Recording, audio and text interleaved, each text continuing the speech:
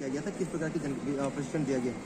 छत्तीसगढ़ राज्य महिला आयोग के द्वारा लगातार पूरे प्रदेश में अपने स्तर पर कार्य किया जा रहा है, अवेयरनेस का भी काम किया जा रहा है। पर अभी हमने 3 विषयों को चुना है। एंटी ह्यूमन ट्रैफिकिंग, मानव तस्करी जिसका शिकार अक्सर महिलाएं होती हैं, बच्चे होते हैं।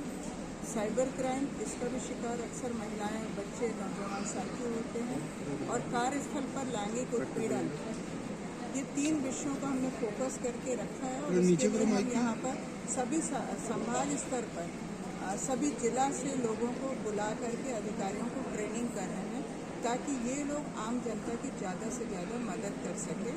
और आज अभी तक हमारे 3 वक्तागण बात कर चुके हैं, 1 वक्ता बच्चे हैं, फिर मेरा पार्ट आता है और हम इसके साथ पब्लिक से संवाद का कार्यक्रम भी है, तो उनके प्रश्नों का उत्तर भी यहाँ कर दिया जाएगा।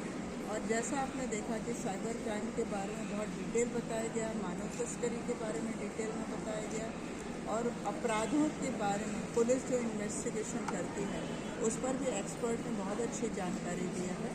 तो इस कार्यशाला के माध्यम से हमारी कोशिश है कि हमारे सखी वन स्टॉप के कर्मचारी, अधिकारी, नवाब बिहान के, जिला महिला बाल विकास के DPO, हमारे पुलिस अधिकारी, सभी के मतलब उनकी शार्पनेस बढ़े, उनको थोड़ा नॉलेज और मिले, क्योंकि सब अपने काम में व्यस्त होते हैं, परंतु उसको अपने ज्ञान को थोड़ा सा परिष्कृत करने की और ज़रूरत होती है।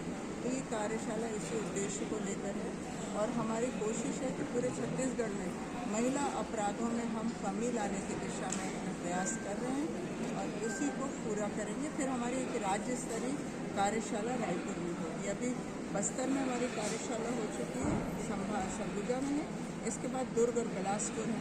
फिर अंतिम जो हमारा काम पूर्णाहुति होगी, कहना चाहिए, वो राज्य स्तरीय कार्यशाला होगी, जो यहाँ पर जिन लोगों ने पार्टिसिपेट अच्छे से किया है उनको हम फिर रायपुर में बुलाएंगे और वहाँ पर एक बड़ा प्रशिक्षण होगा माननीय मुख्यमंत्री जी की उपस्थिति में।